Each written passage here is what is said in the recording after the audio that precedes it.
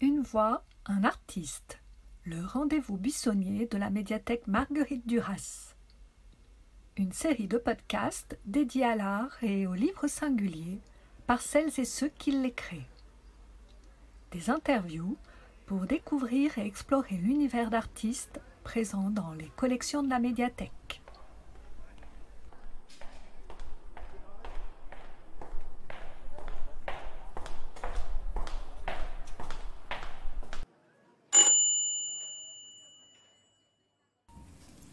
Christine Gendre-Bergère, bonjour. Merci de nous accueillir aujourd'hui dans votre atelier du 20e arrondissement, quelques pas du cimetière du Père-Lachaise et de la médiathèque Marguerite Duras. Alors, vous êtes venu à la médiathèque dernièrement animer une conférence sur l'estampe lors des Journées du patrimoine. Et aujourd'hui, nous venons découvrir votre atelier pour en savoir un peu plus sur votre art, puisque vous pratiquez la gravure. Vous êtes artiste graveur. D'ailleurs, dit-on graveur ou graveuse? Voilà, donc ça c'est une question, donc ça m'amuse parce que c'est une question qui pose, qui est l'objet de polémiques ou de débats. Alors, académiquement, il vaudrait mieux dire graveuse, puisque c'est un féminin classique de graveur, etc. Mais moi je n'aime pas beaucoup ce mot-là. Et notamment parce que graveuse, c'est aussi la machine qui permet de graver des CD et des DVD. Donc je préfère graveur, qui au son est beaucoup plus mixte, voilà. Mais donc je le féminise, donc je mets un E à la fin. Alors je ne suis pas la seule à faire ça, mais c'était un choix délibéré. Voilà, mais qui suscite beaucoup de réflexions, de questions. Voilà. Et c'est un métier qui se féminise beaucoup au départ, qui est masculin.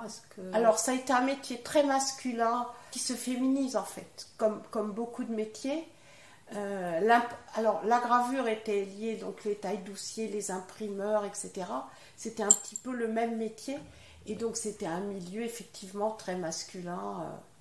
Pour ne pas dire macho à certains moments. Voilà. Et comment vous en êtes venu à la gravure? Est-ce que vous pouvez nous expliquer un petit peu votre parcours? Oui, alors moi j'avais un autre métier, mais en revanche j'ai toujours dessiné. Enfin depuis toute petite, j'ai toujours dessiné. Et donc j'ai travaillé dans le secteur de la formation professionnelle. Et notamment, j'ai travaillé dans un centre de ressources pour les professionnels. Donc, on publiait beaucoup de documents à la fois pédagogiques ou de documents d'information. Et j'ai fait beaucoup de dessins aussi dans ces publications. Voilà. Et puis, j'en ai fait aussi pour moi, pour mes enfants. Et petit à petit, j'en ai fait aussi, donc là, par exemple, pour le ministère du Travail. Donc, je dessinais beaucoup à l'encre de Chine avec des rotring et puis aquarellé ou avec des crayons de couleur. Mais en fait, c'était beaucoup basé sur le trait. Et j'ai un ami qui avait fait une école d'art appliqué et qui, pendant longtemps, m'a dit avec la façon dont tu dessines, tu devrais essayer la gravure, ça te plairait. Comme ça, il m'a dit ça pendant un certain temps. Et puis à un moment, j'ai essayé. Et donc, au départ, très basique, j'ai acheté des petites plaques, une pointe sèche, et puis j'ai gravé dedans. Donc, c'est pas une technique si facile que ça. Voilà. Mais en revanche, ça m'a beaucoup familiarisé avec ça, ça m'a beaucoup plu. Et donc, en fait, petit à petit, la gravure est devenue mon médium favori et unique. Vous avez fait le choix spécifiquement de la gravure en taille douce, gravure en creux. Qu'est-ce qui vous anime dans cette technique? Alors, moi, ce qui me plaît dans cette technique, donc ce qui est gravure sur métal ou éventuellement sur plexi, c'est que, en fait, c'est plus proche du dessin. C'est-à-dire, quand on grave dans la surface de la plaque, c'est là où l'encre va se déposer. Alors que quand on travaille sur le lino, le bois, tout ce qu'on appelle taille d'épargne, en fait, on a un travail qui est moins fin déjà et qui quand on grave dans ces plaques de bois ou de lino, en fait, c'est là où il n'y aura pas d'encre. On enlève la matière. Voilà, donc c'est une manière de voir les choses qui est un peu à l'inverse. Et donc moi, je suis plus, dans la mesure où j'ai un travail au trait, assez fin, etc., la taille 12 correspondait mieux à ce que je fais. Christine, est-ce que vous voulez nous présenter votre atelier? On va se diriger vers cet atelier. Oui, bien sûr, avec plaisir. Hein. Cet atelier, Christine, est-ce qu'il existait lorsque vous êtes arrivée dans le quartier? Alors, oui et non. C'est-à-dire, quand on est arrivé ici, donc ça fait plus de 20 ans, la cour était un peu brute, les travaux collectifs n'étaient pas vraiment faits, et donc nous, on avait un petit duplex, un bout de cour, et puis un box à voiture, tout petit, 17 mètres carrés au sol, avec l'inconvénient d'un box, c'est-à-dire c'est mal isolé, et donc on a amené l'eau, l'électricité de chez moi, par un câble, ragrer un peu le sol que ce soit plat, et puis juste vitré. Et j'ai un voisin qui est architecte, et je lui ai demandé comment est-ce que je peux agrandir mon atelier sans condamner la cour. Ça aurait été une idée, hein. On pouvait continuer sur la cour, mais c'était quand même dommage. Voilà, et donc il y avait une idée qui était très simple pour un architecte, qui n'est pas évidente pour nous, c'était de creuser d'1,50 m, de remonter d'1,50 m et de créer 2 niveaux. Et donc du coup, j'ai un atelier qui en fait a... Donc la partie basse, elle est à moitié enterrée, et la partie haute, elle est à plus d'1 mètre de différence de dénivelé avec la cour. Et donc c'est un petit bâtiment qui est en bois avec parpaing et bois. Tout simple. Et un toit en zinc. Donc il est vitré tout autour et il est vitré aussi en bas. Voilà. Alors dans cette partie haute où nous nous trouvons, vous avez votre table de travail.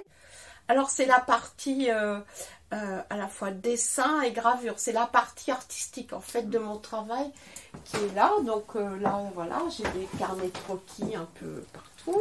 Voilà, et là j'ai une plaque en cours par exemple.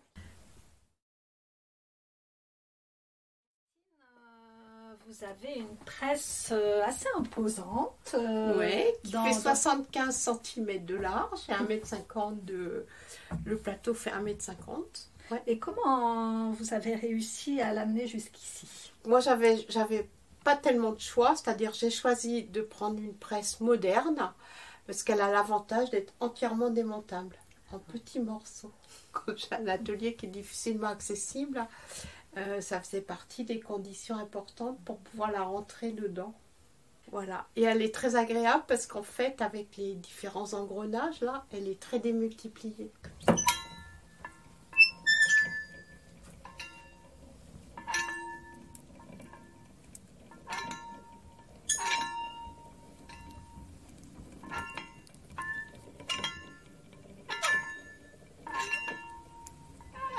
C'est un travail assez physique. Le geste est important dans votre travail de... Oui, alors quand on imprime, hein, donc en fait, sur le plateau de ma presse, donc là j'ai des repères, une petite feuille avec la dimension de ma plaque et la dimension du papier que je vais utiliser, donc pour que toutes les estampes soit composé exactement de la même manière. Sur le plateau de ma presse, je vais poser ma plaque, ancrée, essuyée, enfin prête à être imprimée. Par-dessus, un papier qui a été humidifié, donc l'humidité, à la fois ça lui donne de la souplesse et à la fois ça va permettre de rejeter les tout petits résidus d'encre qui peut rester dans les endroits où je ne veux pas qu'il y en ait. Sur la plaque et le papier, je vais mettre les langes, donc c'est du feutre, qui va amortir en fait le choc entre le rouleau et la plaque. Je tourne la presse et on récupère son papier imprimé de l'autre côté. Et ce qu'il faut expliquer, c'est que effectivement la plaque, ce qu'on appelle la matrice où vous avez gravé le dessin, permet en fait d'avoir des multiples, c'est-à-dire de pouvoir produire à partir d'une même gravure plusieurs dessins. Dès qu'on travaille sur l'eau forte, on peut faire un nombre important de tirages. Quand on travaille directement ce qu'on appelle la pointe sèche dans le métal, la plaque est beaucoup plus fragile. Puisqu'en fait, la spécificité de la pointe sèche, c'est que sur les bords du trait, on va avoir des petites poussières de métal qui vont se mettre. Voilà. Et qu'au fur et à mesure qu'on essuie la plaque, on va enlever ces petites brindilles de métal, ce qui fait que on va perdre la spécificité du rendu. Et moi, ce que j'aime bien aussi, c'est utiliser, par exemple, la même plaque gravée de manière différente. Donc là, vous avez quelques exemples. Alors, oui, montrez-nous voilà, sur cette suite gravée, c'est ça? Ouais, c'est un travail. Donc c'est ce travail sur Camille Claudel. Mais par exemple, là, j'ai le portrait, le dernier portrait qu'on a d'elle quand elle était enfermée à l'hôpital psychiatrique. Donc ça, je l'ai utilisé en superposition avec d'autres plaques. Mais j'ai aussi utilisé j'ai mis des caches. Et j'ai utilisé le profil simplement de cette gravure. Voilà. Donc, d'où l'avantage de pouvoir utiliser les plaques un certain nombre de fois, ce qui permet de jouer avec. Si j'en fais 12 exemplaires, mais que je l'utilise 3 fois, ça veut dire que j'en ai fait 36. Quoi. Enfin, en gros, j'ai utilisé 36 fois. Voilà. Et quel adjectif on pourrait donner à vos gravures? Alors, je pense que j'ai fait le choix déjà de ne travailler qu'au trait. C'est-à-dire que moi, je n'utilise pas d'aquatinte, par exemple. Et quand je veux des surfaces comme là, j'ai une surface un peu unie noire. En fait, c'est une surface qui est faite au trait à partir de hachures. Il y a l'aspect aussi où quand je travaille les tissus, ou je travaille des volumes, je travaille beaucoup avec des petits points. Qui donne cet aspect un peu velouté. Voilà. Ce que j'aime bien aussi, c'est la superposition. C'est-à-dire que moi, je l'utilise énormément. Donc, où je superpose plusieurs plaques. Alors là, il y en a avec 2 couleurs. C'est souvent ça, même des couleurs assez, pas forcément très vives. Hein, mais voilà, je superpose 2 plaques. Donc là, quand j'imprime, je laisse mon j'imprime une première plaque. Je laisse mon papier coincé dans la presse et je change de plaque et je repasse. Voilà, comme ça elles sont bien calées. Et puis ce que j'aime bien aussi, c'est utiliser à la fois des morsures très fines, des petits points là comme on voit là sur la main et tout ça, et des morsures, des grosses morsures où là je vais abîmer ma plaque avec n'importe quel outil qui gratte. Ça donne aussi un peu de relief au papier, c'est-à-dire que là on voit par exemple que dans des très grosses tailles, le papier va ressortir en relief. On joue sur les volumes aussi. On joue sur les volumes aussi du papier, ça donne une matière. Je vois que la figure féminine est assez présente dans votre travail. Oui, voilà, j'aime bien. Alors, c'est c'est un choix, on pourrait qualifier entre guillemets de féministe. Donc, j'ai travaillé j'ai fait toute une série, c'était un très gros travail, sur les femmes graveurs. Donc j'ai fait les portraits de 11 femmes plus moi, des grands portraits qui faisaient 1 mètre de haut et j'ai terminé par un livre. Voilà. Après j'ai travaillé sur les femmes de la commune. Les communeuses. Les communeuses, voilà. J'ai fait 15 portraits de communeuses. Et puis, donc là, je travaille sur Camille Claudel. Je trouve ça chouette de mettre en avant, je trouve ça, de mettre en avant des femmes, et notamment qui ont eu qui n'ont pas forcément eu un comportement tout à fait conforme à celui qu'on souhaitait à leur époque aussi. Et est-ce que vous avez des sources d'inspiration dans le cinéma, la littérature Alors oui, moi j'aime bien lire et j'aime bien aller au cinéma, on va beaucoup au cinéma. Donc par exemple, j'avais travaillé, ça c'est parce que j'ai eu l'occasion d'aller au Japon notamment, j'ai un fils qui s'est marié avec une japonaise, voilà. Et donc je m'étais dit que j'allais essayer de faire quelque chose qui soit à la confrontation des deux cultures. Et puis en fait on est allé à Hiroshima, et donc j'ai fait le choix de faire toute une série sur Hiroshima, où en fait j'avais fait des croquis, tout ça, le croquis du dôme là, qui est le bâtiment qui est resté un tout petit peu debout, enfin il y a quelques pans de murs qui sont restés debout et une coupole métallique qu'on voit, qui est un peu le symbole du parc du souvenir d'Hiroshima, voilà. Et donc j'ai fait des croquis ou une grande gravure après de ce dôme. Et par-dessus, j'ai mis des images évoquant des films ou éventuellement des romans, mais souvent il y a les deux qui ont été faits sur ce sujet-là.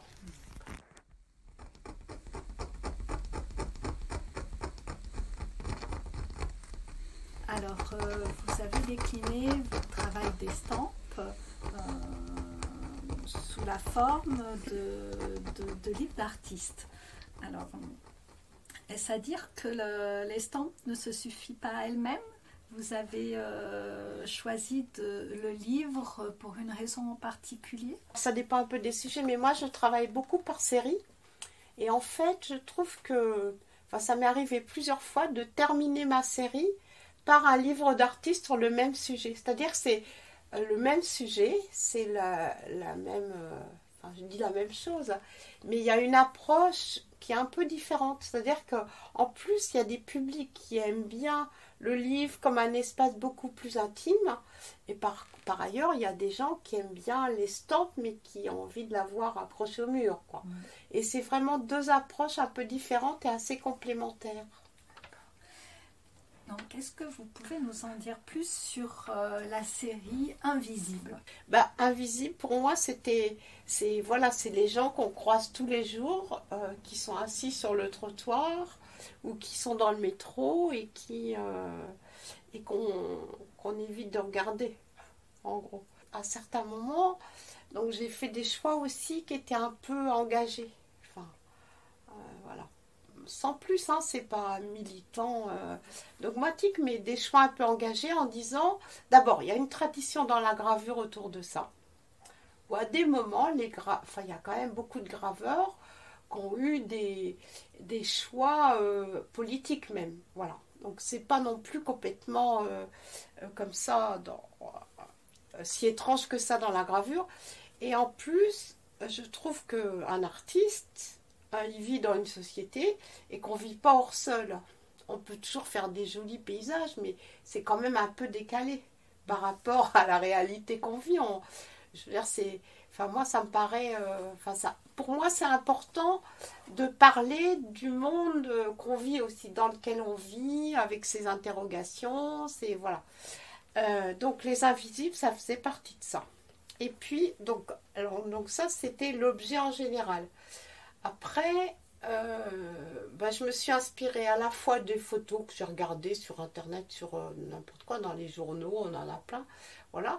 Des gens que je croisais dans la rue, notamment il y en a un qui était installé dans un Franprix qui a disparu, là à côté, avec son chien. Voilà. Bon. Et puis on se voyait souvent, voilà. Et alors, je me suis dit, pour parler de ces gens-là, d'abord je voulais quelque chose d'assez... ni trop tragique, ni trop misérabiliste, ni trop... Voilà. En réfléchissant, j'ai fait le choix du carton. En disant, ces gens-là, ils ont une richesse à eux, qui est un peu rudimentaire, mais c'est le carton. C'est-à-dire que le carton, ça leur sert de maison, ça leur sert de couchage, ça leur sert de petits panneaux pour communiquer, ça leur sert à plein de choses. Donc, voilà, j'ai dit, le lien de ma série, ce sera le carton. À la fois gravé, mais après, je l'ai utilisé aussi comme support. L'idée, c'était de faire des gens qui soient assez différents, donc des hommes et des femmes, puis qu'il y ait des physiques et des comportements un petit peu différents. Et puis, quand on était quand on était plus jeune et puis pendant vachement longtemps, on aimait beaucoup Bobby Lapointe. Voilà, et je me suis souvenue d'une chanson de Bobby Lapointe qui s'appelle La Revanche, qui commence comme ça: le lundi je mendie et le mardi, le mercredi, etc. Donc je me suis dit, eh ben, en même temps, je trouve que ça correspond bien à ce que je suis en train de faire. Et donc, l'autre fil rouge de ma série, ce sera la chanson de Bobby Lapointe.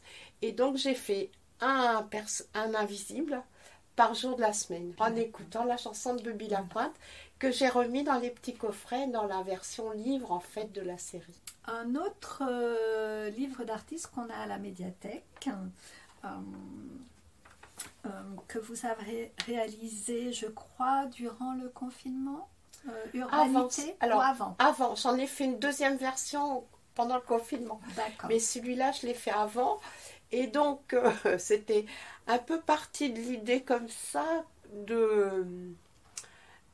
qu'en fait, le quotidien, mais ce qui est plus petit dans le quotidien, peut être quand même un peu poétique. Que même les cochonneries par terre, elles peuvent avoir une certaine...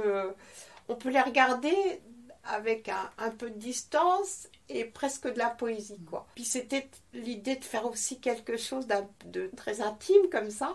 Donc j'ai gravé 12 petites plaques comme ça, carrées, de morceaux de trottoir, en faisant simplement le tour du pâté de maison. Voilà. En faisant des gros plans sur Alors, des j'ai motifs. fait des motifs, on regarde par terre. Et donc, sur le trottoir, il peut y avoir des mégots. Il peut y avoir une petite fleur aussi qui sort du bitume. Enfin, ça peut être un peu mélangé. Un journal. L'idée, c'était que tout est bitume, mais qu'il fallait essayer de trouver des représentations du bitume qui ne soient pas trop tout le temps pareilles, quoi. Donc la gravure a de beaux jours devant elle, vous pensez Alors, moi, je dirais, pour moi, il y a deux choses différentes. C'est-à-dire qu'il y a beaucoup de jeunes, par exemple, qui ont une approche de la gravure des fois un petit peu différente de nos générations, mais qui vont faire, par exemple, il y a pas mal d'illustrateurs qui font aussi de la gravure, qui mélangent un peu les deux, ou il y a aussi... quelques graveurs qui vont faire des bandes dessinées à partir de la gravure. Il y a des artistes qui font des trucs assez incroyables, je trouve, à ce niveau-là. Mais les jeunes ont tendance à beaucoup plus avoir utiliser des médiums différents. Voilà. Mais ça, c'est très sympa. Et donc, il y a aussi... Donc, ça fait qu'il y a un goût aussi pour la gravure, mais qui peut être un peu détourné, quoi. Voilà. Mais par ailleurs, alors, il y a beaucoup... Les écoles d'art, notamment les beaux-arts de province et tout ça, ont beaucoup de problèmes financiers. On leur coupe beaucoup de crédits. Et c'est vrai que malheureusement, un des premiers ateliers qu'on va fermer ou qu'on va mettre un peu de côté, où il n'y aura plus de profs, mais on va garder l'atelier, c'est les ateliers de gravure. Et pourquoi, à votre avis? Pourquoi est-ce que c'est la gravure? Alors, parce que dans l'esprit sûrement d'institutionnel, on se dit que c'est un art un peu vieillot, ce qui n'est pas du tout le cas actuellement. Alors ça, c'est très français, hein. Et donc, on va préférer le graphisme, la vidéo, le numérique, etc. Alors qu'en fait, il y a plein de gens qui utilisent les deux et qui, dans les jeunes, moi je connais aussi des illustrateurs, j'en ai même une dans ma famille. Et en fait, au départ, elle utilisait un peu le numérique dans son travail. Et maintenant, plus du tout. C'est-à-dire que elle s'est complètement remise au pinceau, au crayon, à tout. Enfin, voilà, des choses très de base. Et je crois qu'il y a beaucoup de jeunes qui sont comme ça aussi.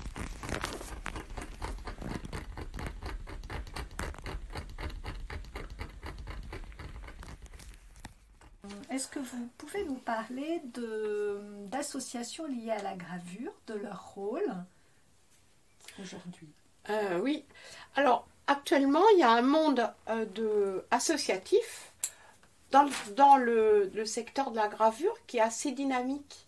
C'est-à-dire qu'il y a quand même pas mal d'associations dont certaines qui sont un peu connues et importantes.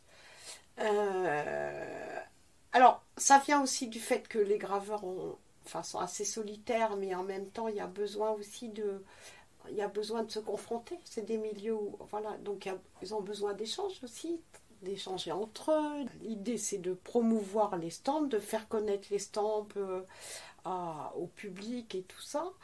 Mais c'est aussi de permettre à des graveurs d'exposer, quoi. Et notamment à Paris, c'est très important parce que plus ça va, plus c'est compliqué, et même pour les associations, de trouver des lieux d'expo accessibles. C'est-à-dire plus ça va, plus les espaces d'expo sont plutôt, plutôt ouverts à l'événementiel et ne sont plus du tout accessibles à l'associatif, et que ça c'est un vrai problème, quoi. Alors moi je fais partie de 2 associations, donc une depuis plus longtemps qui s'appelle Graver Maintenant, qui est présidée par Dominique Alandière, Éric Fourmestreau et Rosa Burdeos, et qui est une association donc nationale. Il y a à peu près 60-70 adhérents, voilà, qui organisent régulièrement des expos, mais surtout très branchés sur les échanges avec des graveurs étrangers ou avec des associations étrangères. Donc il y a eu des projets franco-brésiliens, franco-espagnol, franco-québécois. Donc ça, c'est intéressant parce que ça permet aussi de se confronter à des graveurs d'autres pays. Voilà. Et puis, donc moi, je fais partie d'une autre association que je co-préside avec Pablo Flesman, qui est un graveur qu'on a co-préside depuis quelques années, qui s'appelle Le Trait Graveur d'aujourd'hui. Et là, qui est une très très vieille association qui date de 1935, mais qui a eu forcément des hauts et des bas. Voilà. Et donc là, on est plus petit, on est un peu moins de 40, et pour l'instant, on ne souhaite pas dépasser les 40 francs. On s'est donné un peu comme seuil 40, ce qui permet, quand on organise une exposition, de proposer à tous les membres d'y participer. Donc, l'idée, c'était de pouvoir permettre aussi d'avoir des expositions avec de la place où chacun peut montrer quand même une partie un peu composée de son travail. Enfin, voilà. Et donc, qui développe une activité d'édition en plus.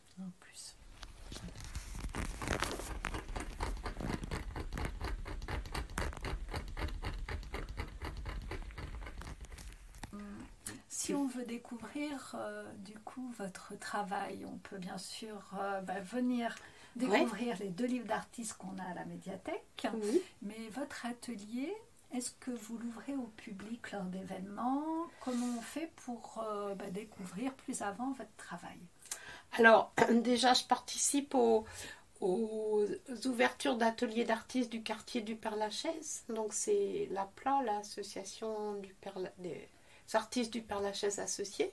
Sinon, il suffit de m'appeler. Voilà. Les gens peuvent venir dans mon atelier en prenant rendez-vous. J'aimerais que vous nous parliez rapidement de la monographie qui vient de paraître sur votre travail. Donc un très beau livre, je dois dire, avec de très belles photos que l'on vient d'acquérir à la médiathèque d'ailleurs, donc que l'on pourra consulter dans peu de temps à la bibliothèque. Est-ce que vous pouvez nous en dire quelques mots? Oui, alors ça s'appelle Graveur avec un E, voilà, une monographie donc de Christine Gendre-Bergère. Alors ça c'est c'est un cadeau de ma famille, c'est-à-dire qu'en fait, donc Jean-Marie, mon mari et mes 2 fils ont trouvé que c'était une bonne idée pour mon anniversaire de 70 ans de m'offrir une monographie, de dire voilà, on pourrait faire ça. Alors au départ j'étais un peu réticente en disant mais moi j'ai pas fini, je continue, mais bon, et finalement je me suis laissée convaincre. Et voilà, c'était un travail un peu compliqué parce que je me suis dit bon voilà, je vais faire ça, mais je veux pas faire quelque chose qui ne soit que chronologique. Je veux pas faire quelque chose qui soit complètement la monographie classique du catalogue raisonné, par exemple, mais essayer de faire quelque chose qui ressemble plus à mon travail, qui me ressemble plus et qui soit assez personnel, à la fois dans la structure et dans les choix. Et ben, pour terminer, est-ce que vous auriez un livre à conseiller Je vais vous conseiller un livre que moi j'ai beaucoup aimé, que j'ai beaucoup offert, qui s'appelle Bleu de Delphes, donc d'une autrice qui s'appelle Simone van der Vugt, voilà, qui est en livre de poche, hein, et qui est un très très joli livre sur à la fois sur la transmission, mais pas forcément délibérée, et puis sur la découverte alors de la création en fait par une très jeune fille qui se retrouve un peu par hasard à travailler chez Vermeer. Donc elle a un travail, elle écrase ses pigments, enfin voilà, elle fait toutes les petites tâches, elle nettoie ses godets, etc. Et puis en même temps, elle est fascinée par son travail, en le regardant peindre et tout, mélanger ses couleurs et tout ça, elle est tout à fait passionnée. Et petit à petit, eh ben, elle se met aussi, elle, à avoir envie de créer et elle se découvre artiste en fait. Voilà. Merci et à bientôt. Eh ben oui, à bientôt. Merci.